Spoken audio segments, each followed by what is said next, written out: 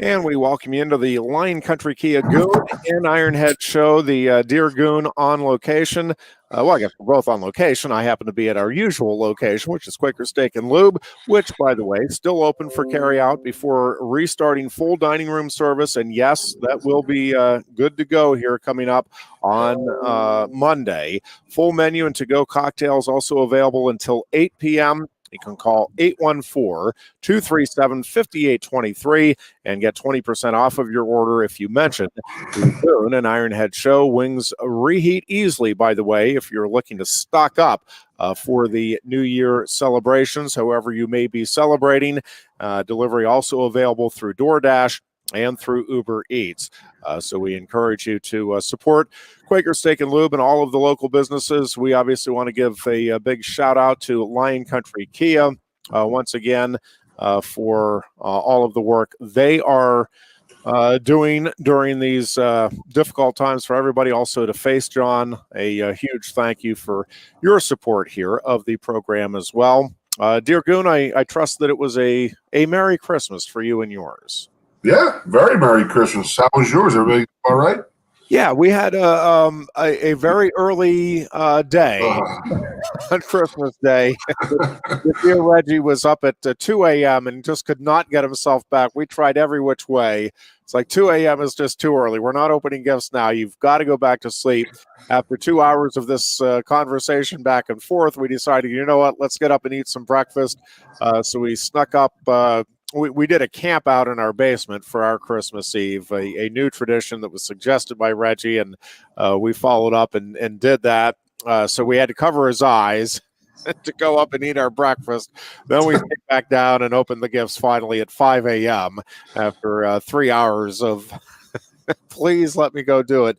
And we opened the gifts it took about 45 seconds to get through the pile of about 50 gifts that were there. He was a gift tearing machine, gift wrap tearing machine. But yeah, we had a very good time. He got all that he wanted and then some. But it was a good day. We were exhausted by lunchtime, but it was a good day. Couple naps in between, all good. That's a perfect holiday. It's perfect. That's a perfect Christmas. Yeah, not as many naps as we would have liked to sneak in, but it was all in all very good stuff. Lots to get into. I do want to talk just kind of Penn State football moving forward and what we think 2021 might look like. Also want to get in. I've had a bunch of people reaching out to me asking about wrestling, and I will tell you what I know, but I will also tell you that I don't think anybody knows with any degree of certainty what's going to happen. It does feel like, and listen, the ebbs and flows of this pandemic have been well documented. It feels like we're getting on the right side of this and fairly quickly. It's never going to be quick enough, but I really think I'm hopeful. I read a couple of articles today.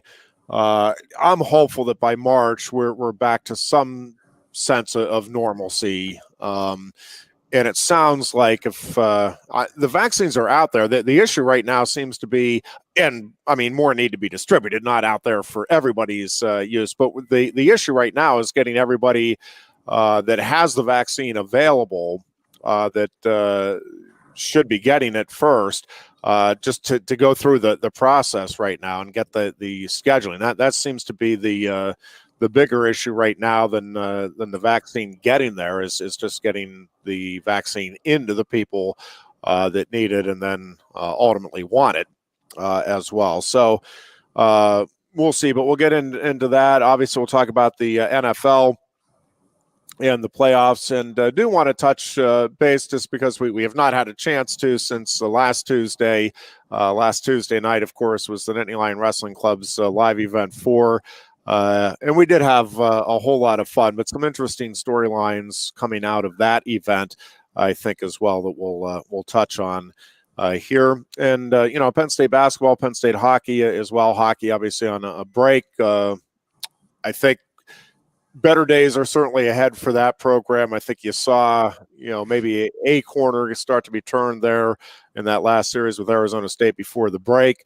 See if they can build upon that in the next semester. But I really think as you look ahead to next year and in the next couple of years, that program is going to be where it's wanted to be from day one. And then, for Penn State basketball, I think, we keep talking about it, Goon. You're just in a brutal conference right now. And I think that, the reality is any night that you're not on, you're going to be in trouble. And any night Penn State is on, any opponent, and I mean any opponent, could be in trouble against this team. But it's not easy sledding when it comes to the Big Ten and kind of the same old when we get into that. But the good news is I think this team has the horsepower to make a real good run here as the season progresses.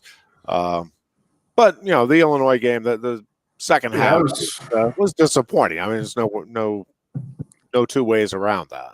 Yeah, well, we know we're gonna have issues inside with our big men, and the Harar cannot get into foul trouble. That's the bottom line.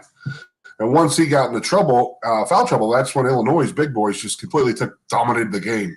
And I mean absolutely dominated that game. And, we came out hot. We came out great. Everybody was, it was fantastic. But you're not going to stay that hot. And Illinois, I've told many times, I got friends out there, and they've been telling me how good this Illinois team is. And they proved it the other night. They stuck with it, and they took a pretty good haymaker from us and got off the mat and gave it to us pretty good. And they had the inside-outside thing working, and that's going to be the Achilles heel the whole season is inside. And the Big Ten is loaded with big players. And if we're not going to stack up against them, we can't compete. And it's going to be a long season if that's the case, because we need to shoot well. We play great defense. I mean, we're very tough and we're very aggressive, but once our guys start getting into foul trouble, we got to go down the bench, and the bench is not that long. That's where the problem's going to be. So Harar's got to stay out of foul trouble. He's got to be on the court, to at least play defense against some of these bigs in the Big Ten. Yep, I think you're right on there. And listen, this team is capable of shooting lights out, right? And if it does, again, I mean, it could beat anybody in the country on one of those nights where everything's pouring in. But yeah, it's again in the Big Ten, it's just difficult without that presence in the middle to be consistently good or consistently good enough. Want to just switch to Penn State football here for a bit, Goon, because I'm excited about next season. I am surprised with a couple of things that have happened. Johnny Dixon, I mean, everything I'm reading about him sounds terrific as far as what he brings to that defensive backfield. And listen, I think that's a unit that, certainly did not play lights out this past season, but is very young. And I really do think that's one of those positions where, maybe behind the offensive line, it would be the next group where I think experience is important. It just, you learn, okay, this is what you can kind of get away with. This is what you got to watch for when you're playing. You get to see these different quarterbacks and the different schemes that these teams are playing. And it's different when you're watching something on film versus being out there. And the truth is it's always been the case with defensive backs. You have to have that short memory, but even more so now, Goon, because again, with the rules of the game and with the quarterbacks and the receivers that are there, the best secondaries are going to give up passing yards and give up big plays over the course of a season. I mean, that's just the nature of the beast. The bigger thing to me is yes, try to limit those big plays. One, make sure tackles when you have the opportunity. Two, and three, and maybe more critically, is get the turnovers. You can give up a couple of touchdowns if you get a turnover. If you're in one of those shootouts and you switch the scoring opportunities there. So, and I think again with the experience that part will come. But I think Dixon's addition is a welcome one. The running back that they got from Baylor is just and he may be the lights out as well. That one surprises me just because of what Penn State has in the backfield right now. You have two dynamic, well, I mean, not counting Devin Ford, but I mean, the two freshmen, right? Both acquitted themselves extremely well. And, maybe running back's one of those positions where you just can never have too much depth. But we proved that this year. Yeah, but I'm still surprised that anybody would be looking around. If you're looking for a spot where you want to make an impact and say, yep, Penn State's where I want to go as a running back, because I just think it's going to be very difficult to work your way, not necessarily into a starting position, but to get into the mix with that rotation. Because, again, Penn State is loaded right now in that backfield. Yeah, we're with Saquon and all the guys going into the NFL. I mean, it's the hot school to go to with running the football. And I never thought I'd say this, but the Lawn Boys may have, it may have worked its way down into Baylor. Guys, it's a hot school to go to with running backs. We obviously play a lot of people in the running back position. I mean, we were literally playing a fifth and sixth team running back by the end of the year. If you count into last year when we lost Slade and we lost Journey Brown, we lost all the three guys this year, and we had two freshmen who were fifth and sixth on the depth chart going into the season. And there's a lot of ball to go around, I would think. And Penn State being the hot running back school right now, it's probably a good decision on his part, but he has to realize he's not going to walk in here and walk into a starting role. I mean, you got three guys in here who've played significant downs here and played really, really well for us this past year. So I hope he's not coming in here thinking he's going to walk in and get the crown. He's got to earn that. And maybe he just, the transfer portal was something completely new to me, and it is to you. Yeah. I mean, it's a fresh start for the guy, and that's what he wants. We got guys leaving and going into the NFL. We got guys going into the transfer portal. And that's probably what they need. They probably need to get a little change of scenery, and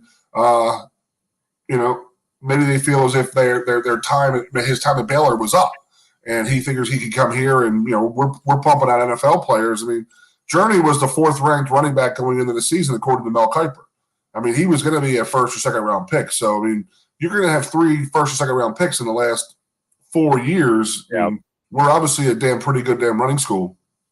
Well, and I do wonder, I think we talked about this last year too, if the mindset of the running backs is also changing, and maybe that depth is actually appealing for some of these guys, because instead of getting that 20 to 25 carries where you are you have to be the stalwart and you get the snot kicked out of you over the course of a 12 or 13 game season, now you take half of those blows in college. And again, if you have NFL aspirations with most of these guys at the division, agree more. You have that aspiration. And I just think that's a mindset change where it's like, well, no, this is welcomed, where I'm not going to have to be the guy. Now, you still obviously want to get your fair share of carries, but I think more and more guys are very content with touching the ball 10 to 12 times a game, and trying to set themselves up for a future. Miles Sanders. That. Well, yeah. Miles Sanders is the ultimate example of that. We've talked about it. It's called tread left on the tires. You only have so much tread on your tires.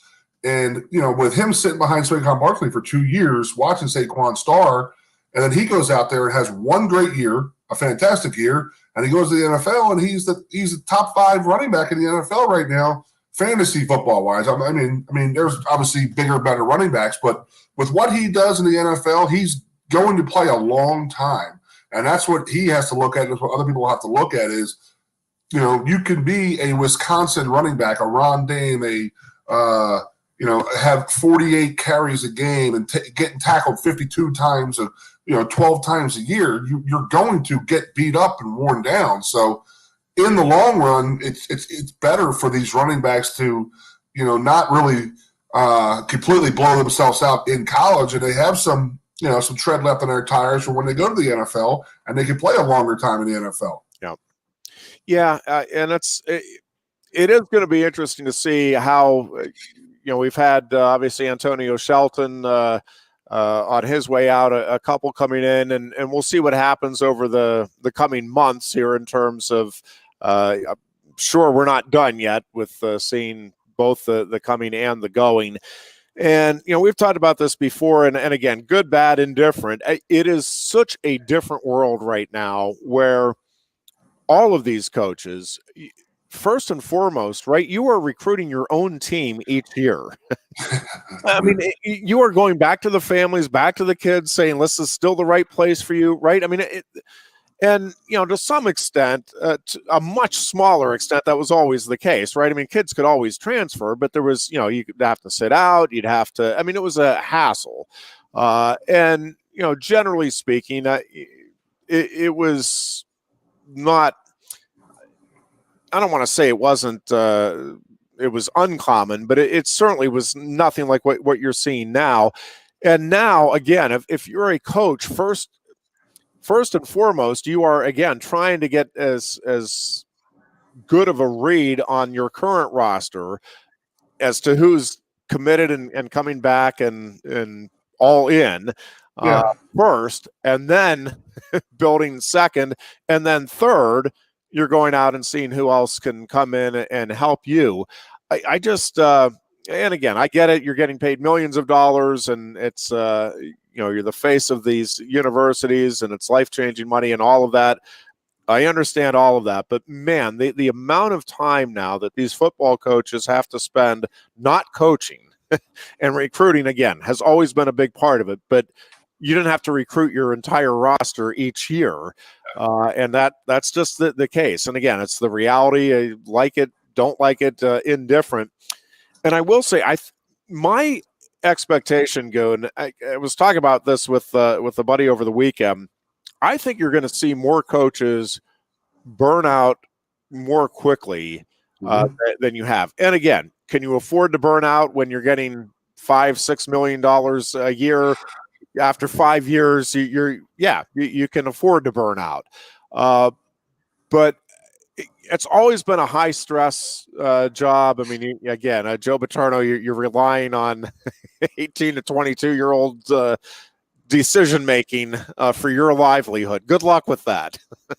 Yeah. But there's just so many more components now, and it's ever changing. I mean, I think we're going to see more changes, and I think trying to navigate that, it takes a special personality. It takes a special ability to both connect and then reconnect with individuals.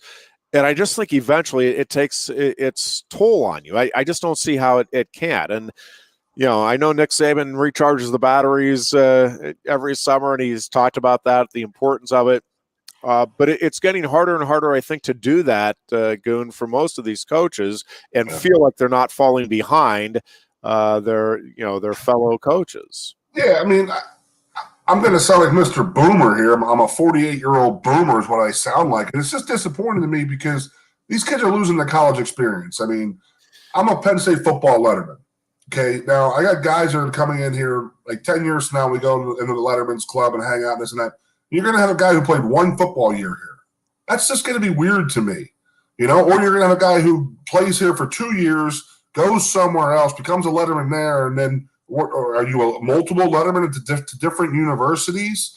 Obviously, where I grew up, and it's almost like we're going down the route of the AAU basketball programs when guys would go to 4 or 5 different high schools in 4 years. And it's just alarming to me how easy it is for kids to just pack up and say, okay, I'm gone. I'm out. I'm going to the transfer portal. I didn't get what I want. It's like what upsets me is that there's no fight, it seems like. There's no fight or want to stay, improve. I mean, how is James Franklin going to get somebody, I need you to work really hard this spring. I got to get you better if the kid's in the transfer portal on the weekend, he's visiting Miami, Oregon, and Oklahoma State. Right.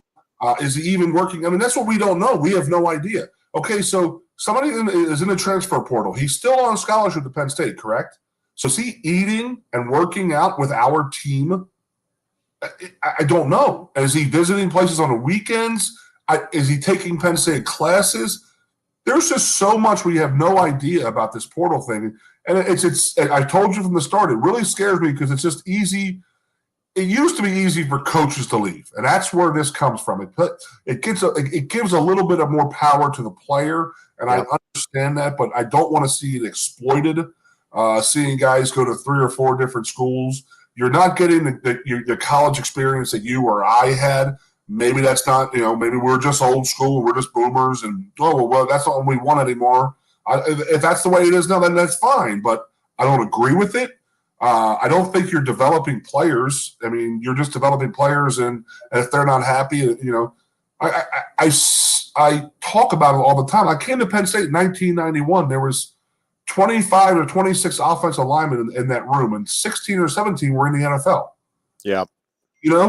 Including the 5 of us that we came in with. So if I knew I was not going to play until my 3rd year. I just knew that I could tell by the numbers. But you know what I did? I went out and worked my ass off every day, every week, every semester to try and get better. So when I did have my time, I was going to be as good as I possibly could be. And then you're not getting that nowadays. It seems it's just too easy for people to say, "Well, I'm not going to here, so I'm going to move on." That's upsetting.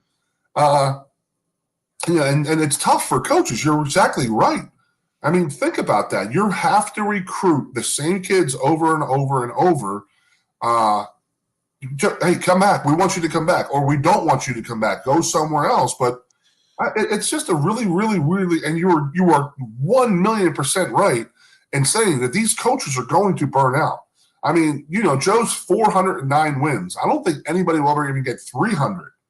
You know what I mean? There's not enough staying power. I know they make a lot more money and you're in and out. Yes, I get it. You turn into Urban Meyer, you go on television, and that's fine.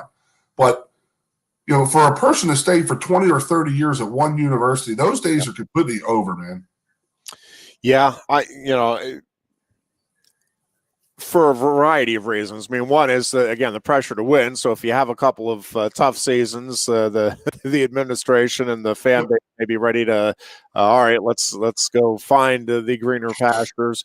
But yeah, I also do think a lot of these guys are just going to need to step away. And it may be where you step away for a year or two and then you're ready to, you feel recharged and reinvigorated and you jump back in. I mean, I'm not saying they're going to be done at age 35 or 40 with coaching altogether, but man, I think it does take a toll, and coaching in general at that level, right? It is difficult on the families. It is difficult on the individuals. I mean, it always has been. And I just think now with all of the different things that are in play, I think it's going to be even more so moving forward. And the truth is we don't know what this is going to look like in another 5 years. We don't know what it's going to look like next year with certainty in terms of, are we going to get to the point very quickly where, we just flat out start paying the players, and that's part of the equation, or at least get a stipend. I'm on board with that. Yep, I'm on board with that. I'm not on board with guys going out and getting their own personal stuff, because I just think that you're allowing too many people access to these. They're still college kids. Oh yeah, they are still college kids, and they're still 18 to 21-year-old kids. Who were just going to get money flashed in front of their eyes, and they're going to go after it, and they're going to get exploited. It needs to be monitored, all that stuff. I mean, that's a whole different argument you and I have all the time. I get it. I would love to see players get, using their jersey and using their likeness to get paid for, but it's like that's top 2 or 3%. I mean, you're a wrestling guy, so you're going to have your top wrestlers and this and that, but you still got 24 other guys in that room. Yeah. And then, as I've always said, my biggest argument with the whole paying players, and not paying players, but players getting they're using their likenesses for money is, what if the kid is a bust? And that's where we run into then you're completely I've said, we have the number one recruit in the country at running back. We're going to say, okay, we're going to give you the same deal that we gave Saquon Barkley. And you've heard me say this story many a time. Saquon Barkley had the $5,000 deal, a month deal from so-and-so. We're going to get you that. You got to come to Penn State. Kid comes to Penn State. He doesn't pan out. What happens? You're going to have an Austin Scott, Tony Hunt situation where Austin Scott came to Penn State where he was like a 16-star recruit, and Tony Hunt came here as a 2-star. Tony Hunt was a 3 or 4 year starter here. Had a fantastic career, but he was always playing in Austin Scott's shadow. So you're going to run into that, and that scares me. So, the two biggest things that are scaring me is the transfer portal, and it's the player likeness is for money. Now, I've said I would just rather just flat out pay each and every scholarship player, but then does that work its way over into other sports? I don't know. I've also said we should do an annuity for each year that you compete on the varsity level, and that you continue on your schooling. So from your freshman to your sophomore year, and you compete at the varsity level, you were giving a $10,000 annuity that you get when you do graduate and you finalize your agreement with the university. I think that would work, because what's better than walking out of university, and they give you a check for $50,000 to $100,000. Yeah. There's a lot of different things that you can monitor that a lot easier. Yeah, it's I don't know. It's just going to be fascinating to me to see just kind of how this evolves over the next couple of years, in particular here with again, the landscape changing as quickly and as dramatically as it is. For Penn State on the field next year, Goon, how confident are you in terms of this team being able to compete for a Big Ten title, make a run at Ohio State, or anybody else you think is going to be among the contenders in the East? Because, I really do think that the way this team finished up, and with the leadership that it has, a guy like Brandon Smith, Goon, I think it's just going to be lights out next year. I mean, I think this year was hugely beneficial for him. Again, I think that secondary is going to be good next year. I think the O-line is going to be good next year. For me, it's going to come down to the quarterback play and how consistently that play can be there, and what the defensive line does, because the defensive line to me has been overall disappointing. They've certainly had some great moments, but I was expecting more consistently great play from that unit over the last couple of years, and losing guys, now like Shelton and Tony, and that area. That position, or that position group, to me is probably behind quarterback the biggest concern for me in terms of can they get consistent enough play there at the level you need to compete for Big Ten titles. I mean, our defensive line is completely decimated right now. We've lost 4 guys off that defensive line already, and I'm okay with that, because I think that James has a plan of what he wants the younger guys coming up through there and them playing. We talk about offensive line. Offensive line and quarterback play has always been our Achilles heel the last 3 or 4 years, and we went into this season thinking we were strong in both of those. But you learned as well as I did that offensive line play, you just don't wake up one morning and go hit full pads and play in games and be ready to go. So you got to have a lot of work together, and your quarterback needs a lot of work with his receivers. And, as this year proved, when you don't have that in the offseason and in the preseason, it really screws a lot of stuff up. And I think that, Sean will be much, much better next year with his I think that he learned by getting sat down for a game, like, hey, I don't need to do everything. And I think that was his problem from the start. He was trying to do too much, sort of spastic at times. I think he definitely picked his game up in the last 4 with the last 4 game winning streak. And, we haven't been back on the air to talk about, them not going to a bowl game. And, my 2 cents on that whole thing is I would have liked to seen these guys go out and get their record to 5-5, build a little bit of momentum going into a bowl season. I mean, after the bowl season, going into spring practice. And then really, going on a 5-game win streak going into next season, I think that would have been great. But, I was upset, very upset at first. Like, I was not happy. Like, I'm not happy at all. Like, I just thought that these guys didn't want to compete. But then I sat down and looked at the calendar, and they've been at it 9 straight weeks. They weren't going to get a week off. They were going to go right to a bowl game. And then they get done a bowl game, and they start school 2 weeks later. So I can understand. I'm not happy. I guess I get what the decision, why it was made. I'm not happy with – I wanted to see this team play again. I think you could build a lot of momentum in a bowl game. I know a lot of our past successful teams have always had, like, that jumping off point was the bowl game, where, I think we could have used that and used that to our advantage in the offseason. But if the guys were done and the coaches were done, I get it. I mean, they had to be fried. I mean, it was just a very trying, weird year. And, I wish I could see this team play again this week sometime, but it's not going to happen. So let's build towards next year. Yeah, I do wonder. I'm just curious as to what the conversation was like in the room there, or, I don't know if they did it over a computer, but because there are some players that are like, no, we want to play no matter what, right? I mean, inevitably on a roster like that, you're going to have that, and you're going to have some guys saying, you know what, even if we decide we're playing, I'm out. I've got to get back home. So I would love to know, like, was this and it doesn't really matter at the end of the day. I'm just curious about that. I'd love to know if it was like almost a 50-50 split, or was it like 90% of them were like, listen, we're done. Coming off of finals and 9 games, it's too much. And again, I'm just curious. It doesn't really matter one way or the other. It wouldn't necessarily change I think anybody's view overall of the team or its decision.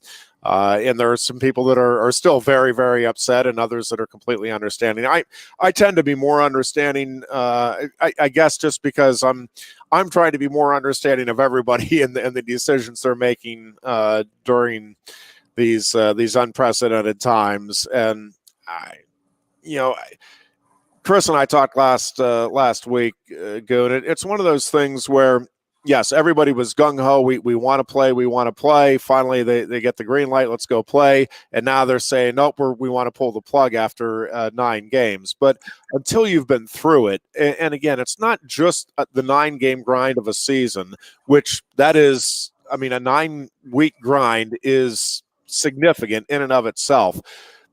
You add to that the finals component going into that Illinois game, and then you add to it all of the this isn't dealing with the normal class social routine, right? As well as athletics. It was, you have got to be on guard 24/7 with the virus. And I do think, I mean, we've talked about it, Goon, you and I, right? I mean, we've had ebbs and flows. There are days where it's like, no, I'm okay. We're getting through this. And man, there are days where I'm just exasperated.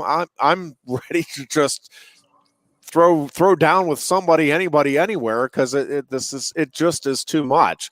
And these guys, again, to their credit, and I realize fans don't want to hear it at 0-5 that you're doing a good job with COVID. That's not where your focus is as a fan. But when everything that went into this team being able to play those 9 consecutive weeks, again, I do think it takes a physical and emotional toll on you. I just do. And if you haven't been through it, and I haven't been through it, I'm, again, trying to envision what that's like. I get where that you can just say, listen, I'm fatigued. I need to go see. The mental, how it was on those guys mentally had been brutal. There's definitely cases of our guys were getting COVID, or there were COVID scares. So then everybody's scared. You spend 2 or 3 days scared. You know what I mean? It's got to be trying, got to be pretty brutal to work through that. Mentally, physically. I mean, I could see where these guys were just done. Like I said, when I put it on paper and you sat down and you looked at it, and as much as I wanted these guys to play and to go, defend Penn State's honor and have a non-losing season, I could see where they were completely fried. So this is a nice little segue to you right here, Ironhead. I can totally see why the Pittsburgh Steelers are going to rest all of their players this week. Yep. The grind that they have been on is they had one bye week, which was, okay, we didn't play a game, but they practiced that whole week. Yep. So they literally have been practicing for 17 straight weeks for games. And when that one game didn't happen, and they moved it and this and that, they were still on the field practicing all that week. So they have not had that 1 week of rest and R&R. So completely understand what the Steelers are doing, why resting Roethlisberger, and I'm sure a bunch of other guys. I'm up here in Sheffield, Pennsylvania, with a house full of Cleveland Brown fans, and and it's just funny. I mean, I'm pretty sure they're more negative than Eagle fans. It's unbelievable. Like, oh, we're going to lose the Duck Hodges or whoever the hell the quarterback is. But, it's just I completely get it looking back at Penn State of how they were fried up. And, I'm looking at, putting the Pittsburgh Steelers season in perspective is they are completely fried. They've been at it for 17 straight weeks. They haven't had a week off to just get off your feet, go away for a couple days, recharge your batteries like we've talked about with Saban. They didn't have that this year, so they got to treat this week like that, in my opinion. Yeah, and part of it too, to me, Goon, is and I don't know how much all the different components factored into the ultimate decision here by the team, but it was not right. The bowl game and the bowl experience is normally a reward for a successful season, and usually you're getting to hang out with family and friends for part of that week, right? I mean, you take care of business when you're on the practice field, but you get to go to, well, they weren't going to get to do that. None of these teams are. And, when you factor that in as well, that it's not going to be the normal fun experience with all of the things that come with the bowl. It's basically just going to be another week of grinding it out. Yeah, they weren't going home. They were starting on Sunday and Monday for a bowl game. So yeah, and normally, obviously, these guys are getting to go home, between the end of the regular season and then the start of bowl preparation, and that's usually an important time, I think, personally, for those guys. Again, to just re-energize. Let's go back and think about this. I mean, we got to talk about the coaches burning out. Yeah, talking about they had signing day the Wednesday before the last game, so you had to bring all your horses into that stable. You had to ride them all in there. You had to get a game plan going, and then you had to go coach a game. I mean, let's not kid ourselves. I mean, I'm sure these coaches were just as fried or more fried. They were definitely more mentally fried than this team was. So we got to take that into account, how much that played into it too. The Deer Horse from Pittsburgh is asking 9-3. Is that too high, too low for expectations going into next season? Points out that winning in Madison and Columbus, not exactly an easy task. Yeah, Madison's the opening game too. That's going to be fantastic. It'll get your attention. That's for sure. I'm pretty sure I'll be there out of the gate. It's. I don't know. To me, I feel like this team, and I'm generally Mr. Glass half full. I mean, I really do think 10-2, 11-1 is within the realm of possibility. That being said, would I be absolutely shocked and flabbergasted if this team was 7-5 next year? No, because there's just right now part of the problem is there's way too many variables. I don't know. None of us know what any of these rosters are really going to look like right now next season. I don't know for sure who all's coming back or not for Ohio State or what that team's going to look like. Or Michigan's going to have a coach. Yeah, I mean, there could be coaching changes. There could be, for Penn State, what if they get a big quarterback transfer? What if they get a dominating defensive lineman who transfers in? What if they lose a couple of the running backs that we've been talking about? I mean, so there's just so many variables. It's virtually impossible. But as we sit here right now, 9-3 feels about right as kind of that line of demarcation, right? I mean, I think 9-3 feels like going into the bowl game next year. That's about where expectations probably should be from the outside. Yeah, obviously within the program, they're looking at going 12-0 and winning a national title. But I think 12-3 is probably a pretty reasonable bar to set there. I think if they are worse than 9-3, right, it would be a disappointing season next year, especially given what's happened.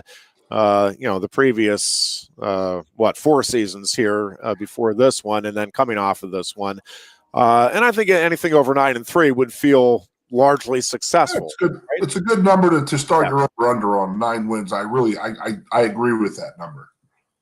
Let's take a break here, and when we come back, we'll talk a little wrestling. We'll talk some more Steelers football and the importance of that second half against the Indianapolis Colts. I may or may not have been ready to throw some things through the TV set at halftime of that game. Again, I am at Quaker Steak and Lube, where they are still open for carryout, and then plans are full steam ahead here for opening up the dining room service on Monday. You can get the full menu and to-go cocktails available until 8 o'clock as well. You can call 814-237-5823. That's 237-5823. And you'll get 20% off of your order if you mention the Goon and Ironhead show. Also want to remind you that if you're looking to stock up for the bowl games and the last weekend of the NFL regular season, those wings do reheat easily, and not bad to stock up on the wings heading into another holiday weekend. Delivery is also available through DoorDash and Uber Eats here at Quaker Steak and Lube. We are back with more of the Lion Country Kia Goon and Ironhead show after this. Lion Country Kia is offering exceptional deals on your new Kia during Kia's Command the Season event. We have a nice selection on the 2021 Kia Sportage with various options and prices as low as $26,800, saving you $3,000. Or if you demand big power and towing capacity, slip into one of the 2021 Kia Sorrentos available on our lot, starting at $32,680. Discover why Kia drivers throughout the area come to Lion Country Kia or visit online at lioncountrykia.com. Introducing the new dusted Ghost Pepper at Quaker Steak and Lube. 11,700 SHUs of fire dusted on award-winning wings. Try it, or are you afraid of the heat?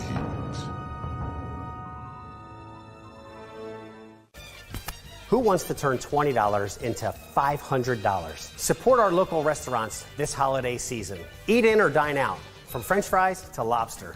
Bring us your receipt and we'll take $500 off your final price. Here's how simple this is. Bring us a receipt, buy a car from us in the month of December, and we'll take $500 off your final price. Merry Christmas from Blaze Alexander Hyundai Mazda.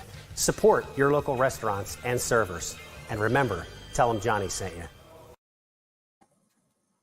And we welcome you back into the Lion Country Kia Goon and Ironhead show. Again, Quaker Steak and Lube for yours truly. The Dear Goon on his holiday break. I'm assuming you're eating pretty well, Dear Goon, over the holidays. I have loaded up. I don't know if I think a year-long diet isn't going to get me back to where I need to be after the last week or so of just gorging myself on cookies and seafood and all kinds of great goodies. Prime rib. Ooh, it's been fantastic. Prime rib and ham. Oh, man. A lot of cookies. Did you get that message from Chris there, Jeffrey? Yeah, we're going to get to that. Duke's Derek Tangelo, thanks to our producer, Chris Bucanati, today on site here. Derek Tangelo, defensive tackle from Duke, is transferring in to Penn State.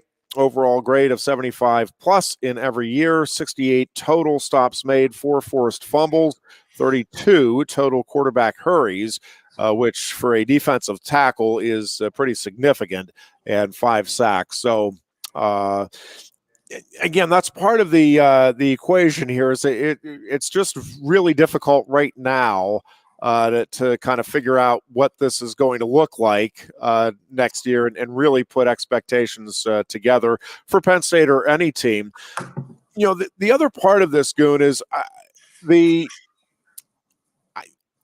I think this is going to be part of every offseason now, right? I mean, I don't think this is going to settle down. I think, if anything, this is going to continue to, and to your point, it's not just that the kids are going to be leaving for greener pastures. I think in some cases it's going to be coaches coming and talking to kids and saying, listen, you can stick around, but it's not worth it for you to stick around. This isn't the place for you now athletically.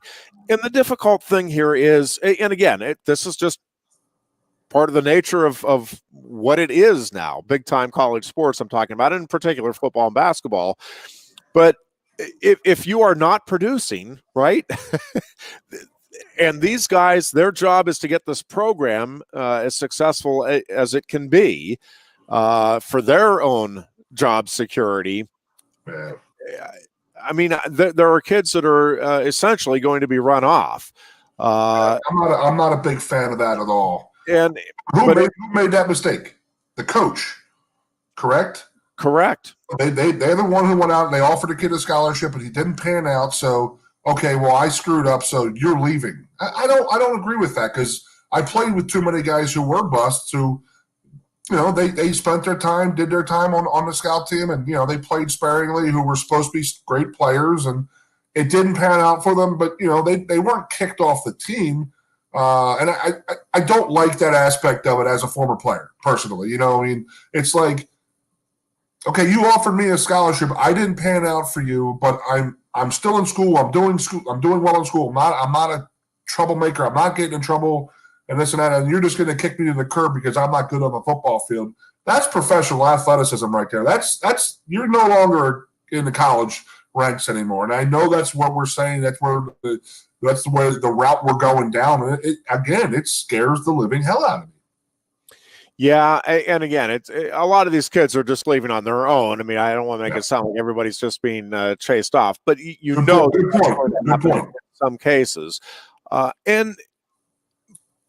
but my gut feeling is that pretty much every roster, right, is going to lose at least 4 to 6 kids every year with the transfer portal, and gain at least 4 to 6 kids is what it feels like. And again, there may be years where it's that number is in the 10 to 15 range on either end, but that you're used to rosters changing over, every 4 or 5 years. I mean, now and listen, some of these kids are leaving early for the NFL, so you throw that component in, and you have the usual just attrition. There are guys that because of injuries or because they lose their passion or they struggle academically. I mean, all kinds of reasons that we see careers peter out aside from the level of standard of play.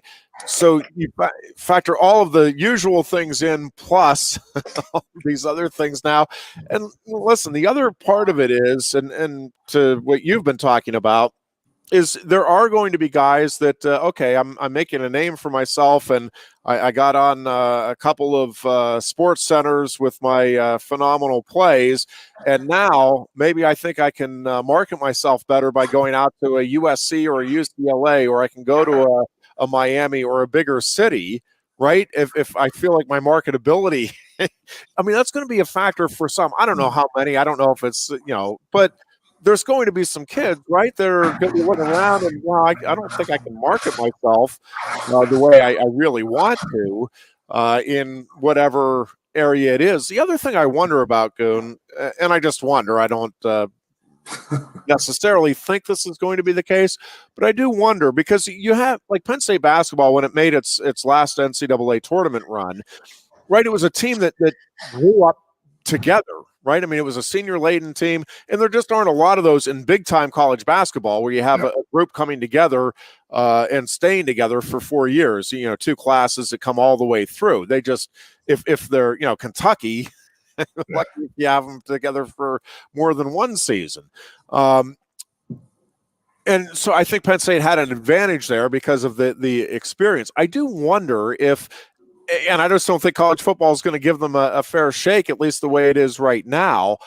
But, like, would a Cincinnati have an advantage over a Penn State or an Ohio State or any of these elite programs in a given year? And I'm just picking Cincinnati out of a hat because they're being talked about this year. But where you have a team that maybe does pretty much stay all together for 4 years and doesn't have the people coming in and out, and that the type of fluctuation we're seeing in most of the big time programs now, and they get to that point where, okay, we all know exactly what we're doing now and can run it more efficiently and effectively, even though we don't have the overall athleticism that the Ohio States or the Alabamas or the Clemsons of the world have. We have a bunch of guys who have a really good understanding and are good enough athletes that we could go out and, again, on a given day, compete with or beat anybody. Yeah, I mean, basketball is a little different to me because you could have individuals win games. Where you're talking about football here, and you're not going to be one individual is not going to be able to win a game. It's physically impossible. It's not how the game is run. So you need that cohesiveness. You need that camaraderie, that teamsmanship amongst the guys, in my opinion. You're going to have to go through some hard workouts and winter workouts. I mean, people don't realize how hard these kids do work and how hard the athletes do work in the off season, in the preseason. That's where the bonds are built. The bonds aren't built on Saturday afternoons in the fall. Hell, those are the easy days. They're fun. That's a gift. You take those and you remember those till the day you die. You don't remember the 6 o'clock in the morning run on July 11th when it's 108 degrees out, and you got guys falling out because of heat exhaustion at 8 o'clock in the morning. That's where you build your teamsmanship and your camaraderie and your brotherhood, in my opinion. But if you guys got showing up, guy shows up and I transferred in the preseason, and I tried to get on the team, and I don't know. I wouldn't trust a guy like that, and there are pitfalls to it, but there are also other things. You got a guy like Russell Wilson. I think he's the greatest ever person who transferred. The transfer rules were a little different then because he was a 4-year starter at NC State. The coach told him, he said, "Hey, listen, we're moving on from you." And he told Russell Wilson, "We're going to move on from you." Russell Wilson. So he goes to Wisconsin. He goes all Big Ten. He's all pro now. 4 or 5 years in a row now. So I think they're the good stories of that. But I just worry about guys just getting to a place and I'm not happy here. I'm leaving. And there's just going to be too much in and out. It's what I'm afraid of. Yeah. I mean, again, I'm a 48-year-old boomer. That's the problem. But I am old school. We are old school, I guess. But that's how I feel. And like I said, I mean, we talk stories. I mean, it's great talking about stories about Saturdays because they were fun. But you don't talk the stories about working out with JT and being so exhausted and doing 6 a.m. morning runs in February. I mean, those are the times that you get sick thinking about. But they're the times when you build your friendships and your loyalty to your boys.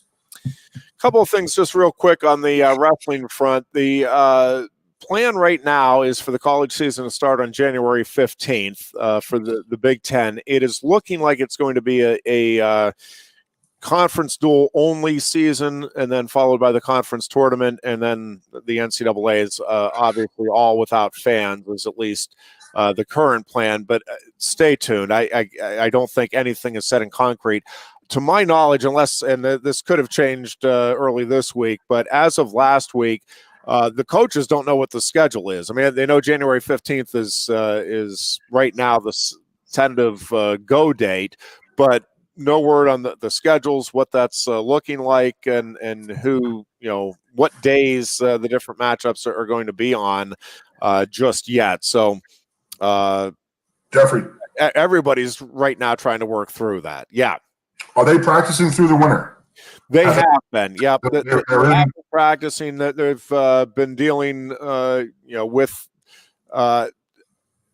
COVID outbreaks, but more so it's the tracing. And if somebody within a group has, tested positive, then it's, and the same thing was happening obviously with all of the sports, but in a sport like wrestling where you rely on those workout partners, it has certainly been challenging. But yes, they are continuing to work out. The Nittany Lion Wrestling Club live event, I did think that was the best one last week. Just a whole lot of fun. Santa Claus did get the pin over the Grinch if you missed it in one of the featured bouts. But Zane Rutherford got a huge win over the number 2 ranked wrestler in the world in the final bout of the night, 6-0, and just looked really good throughout. And I just think, Rutherford is one of those guys, and there's a bunch of them that could win medals and could win gold at the Olympics. But I mean, I think Rutherford is one of those guys that is in the mix here for the U.S. I will say these Olympic trials, which hopefully I think will be contested here in April at the Jordan Center, are going to be a whole lot of fun. There are some weight classes in the U.S. where you have 3 or 4 contenders for that starting spot in the U.S. team that could contend for Olympic medals this summer. So, the state of U.S. wrestling is extremely good right now, probably the best it's been in my lifetime. And for Penn State fans, it's going to be fun because I think you're going to have at least 3 or 4 guys legitimately in the mix. Real quickly, too, Carter Starachi and Greg Kirkfleet, and there are a lot of rising stars on this Penn State roster. Those 2 guys, if you have a chance to, if we do have a college season and you have a chance, even if you're not a wrestling fan, you want to see the next round of greatness here under Cael Sanderson. Starachi and Kirkfleet just make this look a lot easier than it is, and that is an attribute that the David Taylors and the Jason Nolfs and the Bo Nichols all had as well. But these 2 guys are really special and are going to dominate, not just win throughout their collegiate careers. And looking forward to that. Real quickly, Goon, too, just sorrow to the Eagles and the fans, the only team out in the NFC East going into the weekend. Thank God. What a second half for the Steelers, and I am glad the Steelers are resting, largely the starters where they can, and especially Big Ben this weekend, because I do think they desperately need that. I think they just need to rest the bodies. But that second half against the Colts, to me, was absolutely huge going into the postseason from a confidence standpoint, from a just feeling good standpoint, and from Big Ben just playing football the way he's capable of. The one thing I really hope the Steelers in the postseason do is let Ben Roethlisberger be Ben Roethlisberger. And I'm okay with the short passing game to a degree, but it can't be all you're doing. Yeah. In that second half, I don't know if it was Big Ben calling his plays. I don't know if they just recognized that finally, after 3 weeks of doing the same thing that wasn't working, they decided to change it up. But there's just too many playmakers on that offense for them to be struggling the way they have been recently. So I'm hoping a little rest and then, re-examining that game plan, because when you have guys that have the skill set, they have 4 terrific receivers. And 3 guys that can do things that not many are able to do athletically. And I just think the Steelers have to recognize that and let those guys go be the bread and butter here when the postseason rolls around. I am excited about these NFL playoffs, though. I think it's going to be a wild ride this year. You're going to be in, dude, between the Steelers and the Buffalo Bills. You're in heaven, brother. Yeah, I am following both. They looked good last night, man. They looked really good. I was really happy to see that. That was a game that that organization and that fan base has been waiting for a long time. And you know what really sucks is they can't go to a playoff game. Yeah, it does. Damn. Yeah, it really does. We are off Thursday. We hope everybody has a very happy new year. We hope 2021 is much better for all of us. We'll be back to kick off the new year a week from today. Goon, continue to eat well. I know I will. And happy new year to you, brother. All right, man. Great week, great year. Hope we'll never see this year again. Enjoyed the show, man. Sounds good. We'll see you Tuesday. Lion Country Kia is offering exceptional deals on your new Kia during Kia's Command the Season event. We have a nice selection on the 2021 Kia Sportage with various options and prices as low as $26,800, saving you $3,000. Or if you demand big power and towing capacity, slip into one of the 2021 Kia Sorrentos available on our lot, starting at $32,680. Discover why Kia drivers throughout the area come to Lion Country Kia or visit online at lioncountrykia.com. Introducing the new dusted Ghost Pepper at Quaker Steak and Lube. 11,700 SHUs of fire dusted on award-winning wings. Try it, or are you afraid of the heat?